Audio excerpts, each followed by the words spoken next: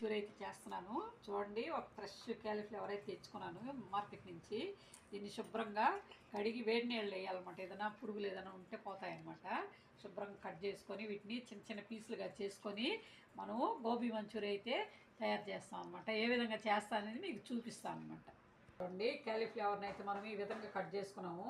చూడండి, వీటన్నిటిని ఈ విధంగా కట్ చేసుకొని ఇట్లా పక్కన పెట్టుకోవాలా.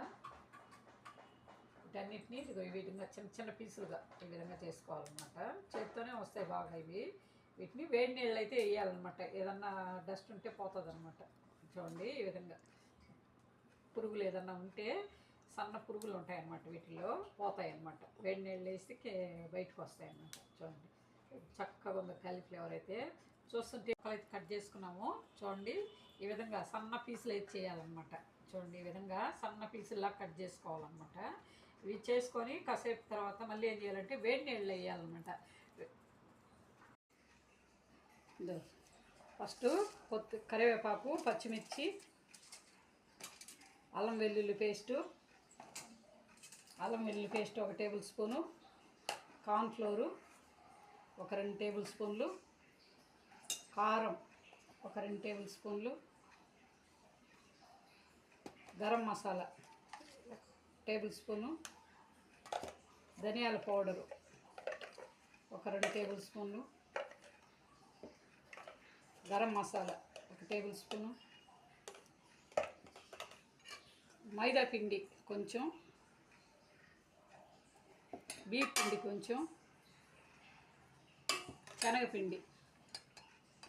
చూడండి, వీటన్నిటిని బాగా కలుపుకోవాలి. సాల్ట్ చూడండి, సాల్ట్ వీటన్నిటిని బాగా కలుపుకోవాలన్నమాట. బాగా నీట్గా చూడండి, ఈ విధంగా నీట్గా కలుపుకోవాలి. గోబీ 65 అనేది చాలా టేస్ట్గా ఉంటాయి. కలర్ వేస్తారు కానీ మనం కలర్ వేయడం లేదనమాట. ఇవన్నీ బాగా ఊరాలన్నమాట. బాగా మంచిగా మగ్గితే ఒక 2 నిమిషాలు పక్కన పెట్టి తర్వాత మనం వీటిని నూనెలో వేయించుకుంటాం అన్నమాట. టేస్ట్ అయితే చాలా బాగుంటుంది అన్నమాట. చూడండి, ఈ విధంగా బాగా కలుపుకున్న తర్వాత ఒక 5 నిమిషాలు దీన్ని పక్కన పెట్టుకోవాలా. తర్వాత మనము గోబీ 65 అనేది తయారు చేసుకుంటాం అన్నమాట. 65ని ఏ విధంగా తయారు చేశాను, ఏ విధంగా పెట్టుకున్నాను, నీట్గా ఈ విధంగా కలుపుకున్న తర్వాత పక్కన పెట్టుకోవాలన్నమాట. ఒక 5 నిమిషాలు పక్కన పెట్టుకుంటే ఈ ముక్కలకి అన్నిటికీ మసాలాలన్నీ పడతాయి అన్నమాట. ఒక 5 నిమిషాలు పక్కన పెడతాను. తర్వాత మనం వీటిని గోబీ 65ని నూనెలో డీప్ ఫ్రై చేసుకుంటున్నాను. చూడండి ఎంత బాగున్నాయో. స్మెల్ కూడా చక్కగా వస్తుంది అన్నమాట. మనం బయట తిన్నంత ఫీల్ రెస్టారెంట్లో తింటాం కదా, ఆ విధంగా మామూలుగా బయట ఎప్పుడన్నా మనం పోయినప్పుడు ఈ విధంగానే కదా మనకి ఇస్తారు. మనం ఇంట్లో చేసుకోవడం మేలు అనమాట. ఇట్లాంటివన్నీ ఎప్పుడన్నా ఒకసారి, రోజు తినకూడదు ఇట్లాంటివన్నీ, హెల్త్గా మంచిది కాదు. చూడండి, మన గోబీ 65 అయితే ఏ విధంగా వేగిపోయినాయో చూడండి. నేను తీసేస్తాను బయటికి. టేస్ట్ అయితే అంత బాగుంటాయి అన్నమాట. వీటిని సాస్తో కూడా తినొచ్చు, మన ఇష్టం అన్నమాట. ఏ వీటిలోనే వేసుకొని తినచ్చు, ఉట్టిపోయిన తినచ్చు.